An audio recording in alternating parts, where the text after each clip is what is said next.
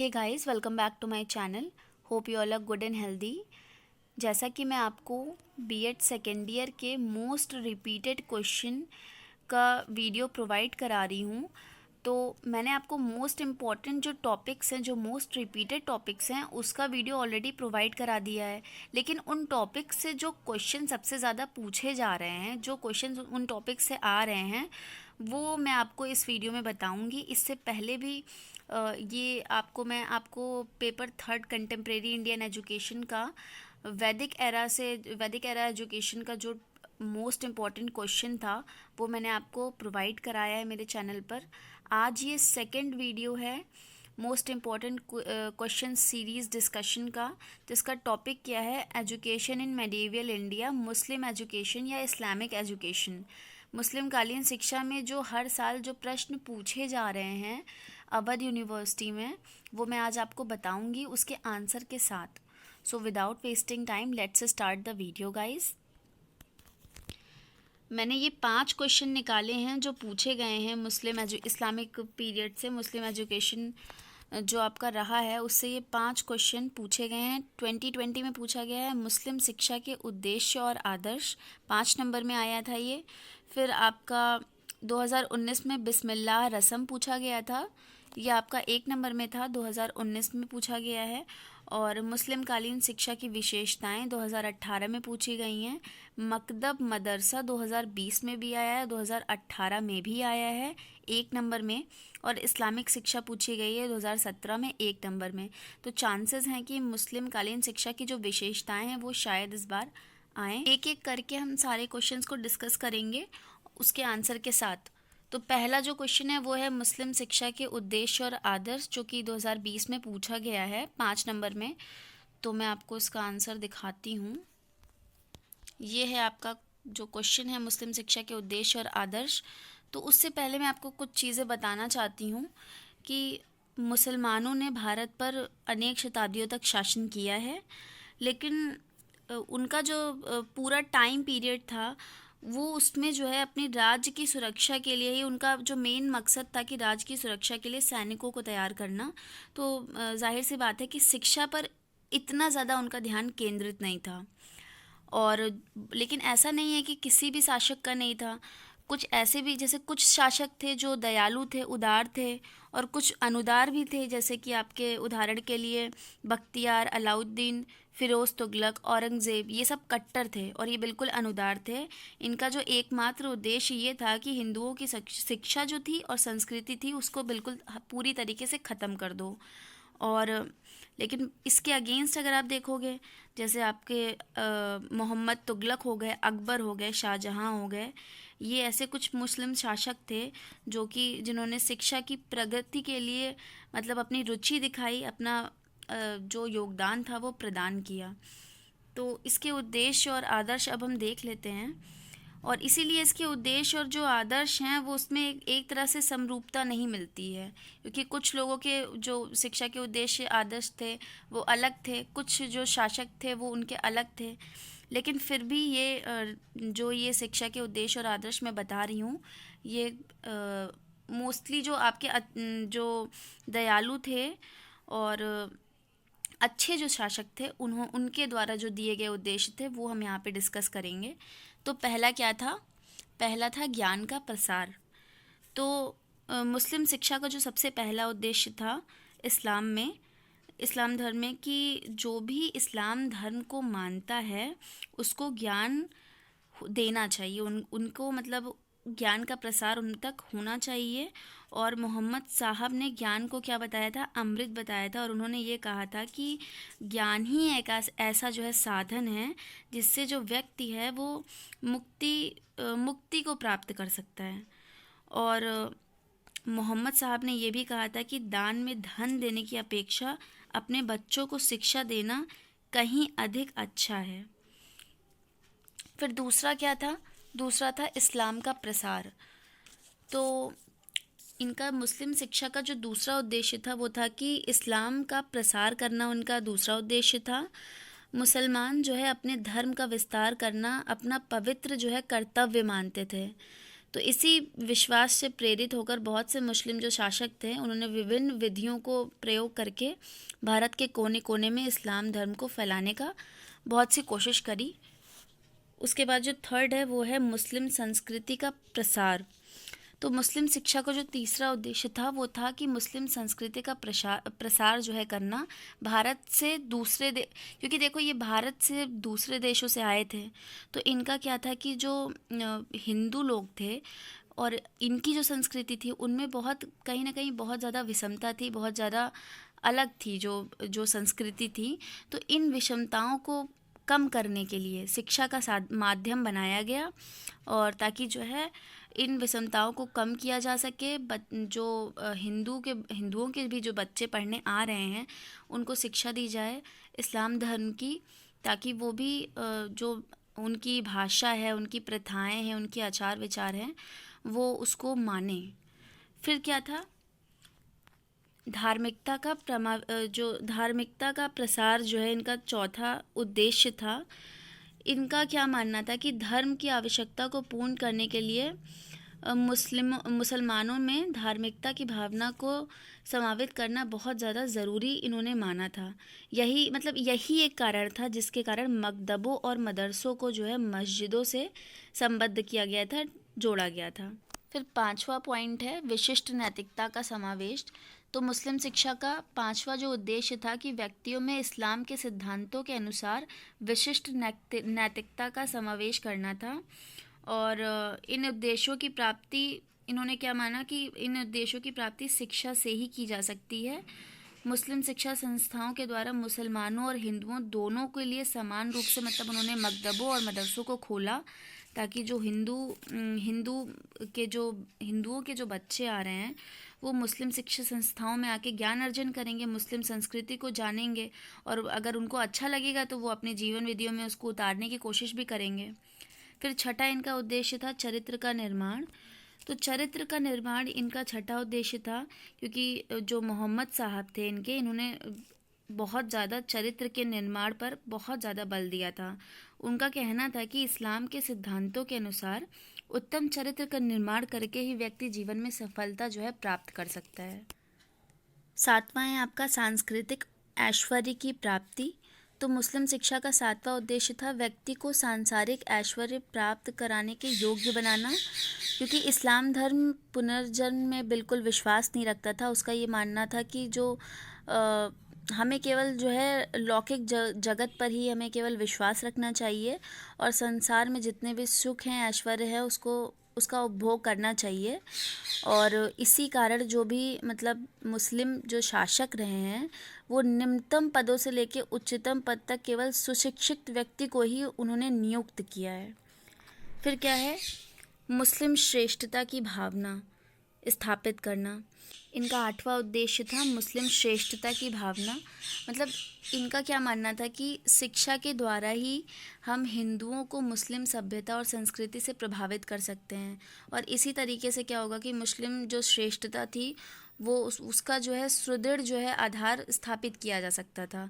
मुस्लिम शासन का दृढ़ स्तंभ बनाने के लिए हिंदुओं को प्रभावित करना बहुत ज़रूरी था। और हिंदुओं को प्रभावित आप कैसे करेंगे, जब आप शिक्षा प्रदान करेंगे।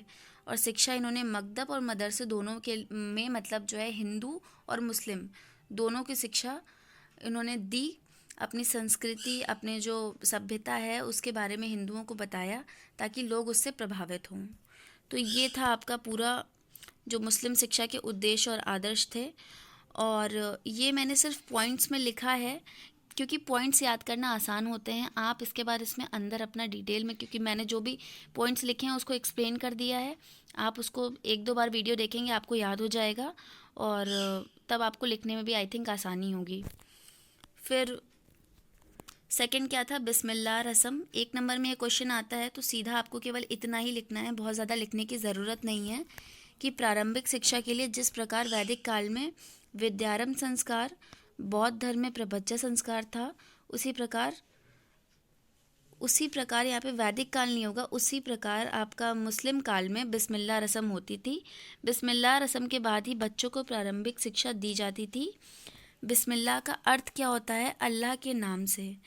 और ये कब होता था? जब बच्चे 4 साल 4 महीने 4 दिन के होते थे, तब बिस्मिल्लाह रस्म के बाद उनका मकदब में प्रवेश होता था। उनको नए कपड़े पहनाकर उनके जो गुरु होते थे उनके सामने बैठाया जाता था।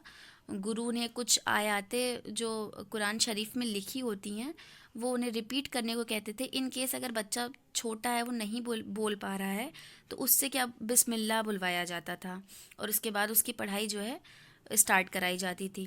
तो ये है पूरा बिस्मिल्लाह रस्म।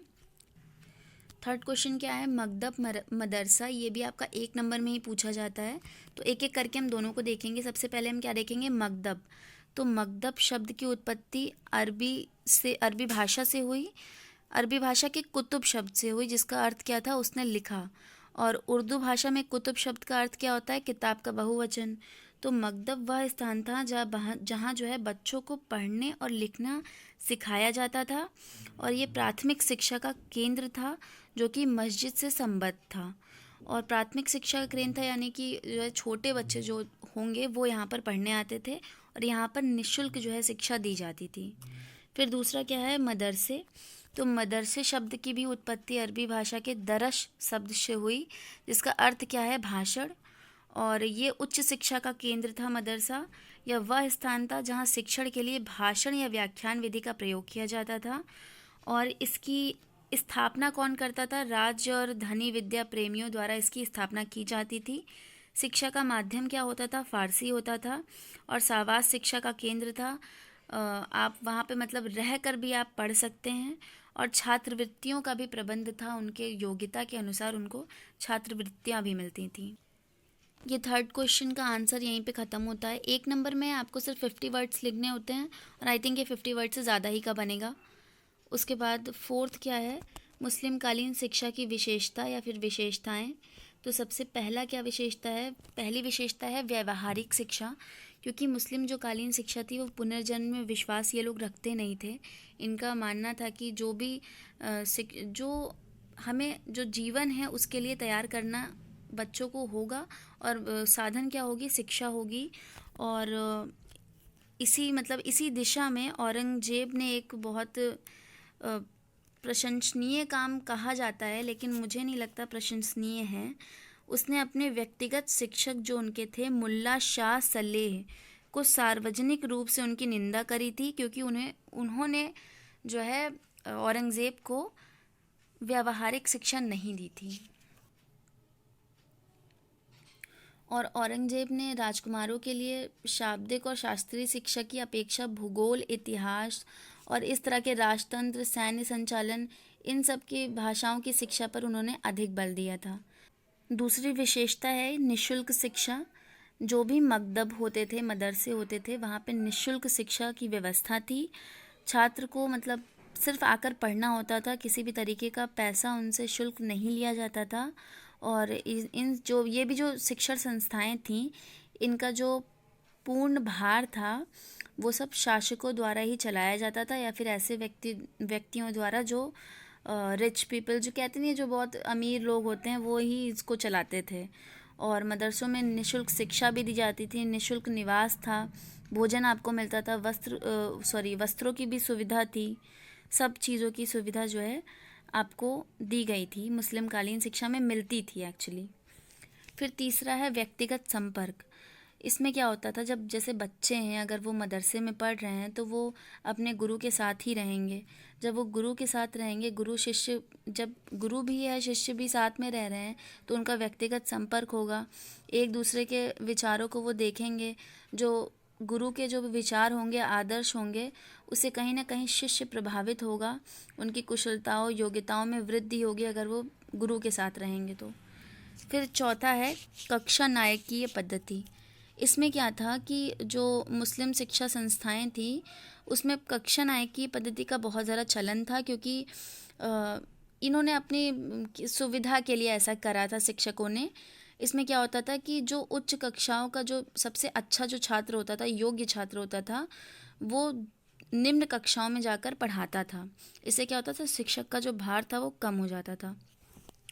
फिर शिक्षक की स्थिति की बात होती है तो देखा जाए तो जो शिक्षक की, क्योंकि मुस्लिम जो युग था वो लौकिक जगत पर ही विश्वास रखता था, इस वजह से शिक्षक की स्थिति कहीं ना कहीं उतनी अच्छी नहीं थी जितनी वैदिक पीरियड में थी। हमारे बौद्धकालीन शिक्षा में भी बहुत अच्छी शिक्षक की स्थिति थी, लेकिन मुस्लिम कालीन शिक्षा में शिक्षक की स्थिति इतनी अच्छी नहीं थी, क्योंकि औरंगजेब ने अपने शिक्षक मुल्ला शाह सलेह की भेंट करने की प्रार्थना को 3 मास तक ठुकरा कर और अंत में भेंट करने पर उसे अज्ञातवास की आज्ञा देकर शिक्षक के प्रति जिस व्यवहार का उन्होंने प्रमाण दिया था वो बहुत ही नीचे लेवल का था, बहुत निम्नतर स्तर का था, और वो अच्छा उदाहरण नहीं माना जाता है इसको।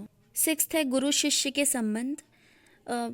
हालांकि औरंगज़ेब ने भरे दरबार में भले ही अपने जो गुरु थे मुल्ला शाह सलेह उनका अपमान किया था, अनादर किया था, लेकिन ऐसा नहीं था कि बिल्कुल कोई शिक्षक को बिल्कुल कोई इज्जत ही नहीं देता था। ऐसी चीज़ें नहीं थी, क्योंकि जो औरंगज़ेब था, अगर उसके बारे में आप उसका देखेंगे तो आपको पता चलेगा कि उसने अपने पिता को बंदी बना लिया था, भाइयों की हत्या कर दी थी, और राज सिंहासन पर वो अवैध अधिकार स्थापित करने वाला जो है, अपनी शक्ति को मतलब सर्वश्रेष्ठ दिखाने के लिए वो उसने दुर्व्यवहार भी किया। ठीक है, तो इस तरीके से मान सकते हैं कि इसका जो अभद्र व्यवहार था शिक्षक को लेकर, वो कहीं ना कहीं एक अपवाद है।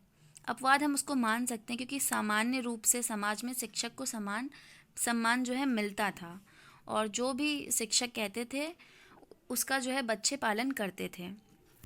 उसके बाद 7वां क्या है, शिक्षा की अनिवार्यता।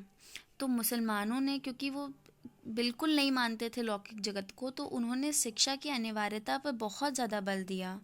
उनका मानना था कि बच्चों को जीवन के जो 3 मुख्य कारक हैं उनसे परिचित कराना बहुत ज़रूरी है। वो किसके द्वारा होगा? शिक्षा के द्वारा। पहला उन्होंने कहा था कि पहला उनका जो था शिक्षा का उद्देश्य वो था कुरान शरीफ का ज्ञान प्राप्त कराना।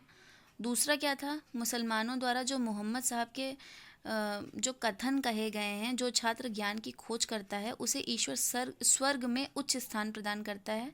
और तीसरा, इस्लाम धर्म में ये कहा गया है कि जो मनुष्य ज्ञान प्राप्त करता है वही धार्मिक कार्य करता है, जो ज्ञान की बात करता है वही ईश्वर की प्रशंसा करता है, और जो ज्ञान की खोज करता है वही ईश्वर की उपासना करता है। तो इस प्रकार की जो धार्मिक पृष्ठभूमि में जो शिक्षा को व्यक्ति के लिए मतलब बहुत ज़्यादा अनिवार्य समझा गया। यही कारण था कि जो मुस्लिम शासक थे वो ज्ञान प्रेमी व्यक्तियों ने, जो मुस्लिम शासक रहे हैं, ज्ञान प्रेमी व्यक्ति रहे हैं, उन्होंने मकतबों और मदरसों की स्थापना करी, वो भी निःशुल्क, और ताकि जो है बच्चे ज़्यादा से ज़्यादा आएँ, ज़्यादा लोगों को दिक्कत ना हो और उनको जो है पढ़ाया जा सके। उसके बाद है साहित्य व भाषा और विज्ञान को प्रोत्साहन। तो मुस्लिम युग में फ़ारसी भाषा और विज्ञान को बहुत ज़्यादा प्रोत्साहन मिला। इसका ये भी कारण था कि जो मुस्लिम शासक थे उनकी भाषा क्या थी? फ़ारसी थी, और इन्होंने जो है विज्ञान विषयों को भी काफ़ी ज़्यादा महत्व दिया। फिर साहित्य और इतिहास का भी विकास बहुत ज़्यादा हुआ इस आपके मुस्लिम कालीन शिक्षा में। ये क्योंकि ये ऐसे जो मुस्लिम शासक थे, बहुत से मुस्लिम शासक थे जो विद्या के प्रेमी थे और विद्वानों के संरक्षक थे। इसके फलस्वरूप आप बोल सकते हैं कि साहित्य को और साहित्य सृजन के प्रति बहुत ज़्यादा ध्यान दिया गया, और मुस्लिम युग में नीति दर्शन और भी जो विषय हैं उन पर साहित्य का निर्माण हुआ। रामायण, महाभारत, हमारे जो हिंदू ग्रंथ हैं उनका भी फ़ारसी में अनुवाद किया गया। फिर धार्मिक व लौकिक जगत शिक्षा का समन्वय। जो 10th आपका पॉइंट है वो है धार्मिक व लौकिक शिक्षा का समन्वय। तो मुस्लिम शिक्षा की सबसे महत्वपूर्ण विशेषता ये थी कि ये धार्मिक और लौकिक शिक्षा का समन्वय ही इसका सबसे महत्वपूर्ण विशेषता थी। मकतबों में बालकों को कुरान की आयतें पहले पढ़ाई जाती थीं, और उनको बातचीत करने का ढंग, पत्र लिखना, किस तरीके से आपको जीवन उपयोगी जो भी जीवन उपयोगी जो विषय होते हैं जो हमें आगे जानने होते हैं वो सब चीज़ें उनको पढ़ाई जाती थी। कुरान शरीफ का ज्ञान कराया जाता था। भूगोल, इतिहास, अर्थशास्त्र और भी जो विषय हैं उसकी शिक्षा दी जाती थी। तो इस तरह से जो है शिक्षा दोनों स्तर पर धार्मिक और लौकिक विषयों का समावेश था शिक्षा में। तो ये जो क्वेश्चन है उसका आंसर यहाँ पे ये ख़त्म होता है। मुस्लिम कालीन शिक्षा की विशेषता 10 पॉइंट लिखे हैं, 5 नंबर में आया था। आप सबको थोड़ा थोड़ा एक्सप्लेन करोगे तो ये ऑब्वियसली बड़ा बन जाएगा। फिर जो 5वां क्वेश्चन है वो है इस्लामिक शिक्षा। तो इसमें आपको सिर्फ थोड़ा सा बताना है इस्लामिक शिक्षा के बारे में कि भारत के इतिहास में मध्यकाल का प्रारंभ 800 ईस्वी से 1750 तक माना जाता है।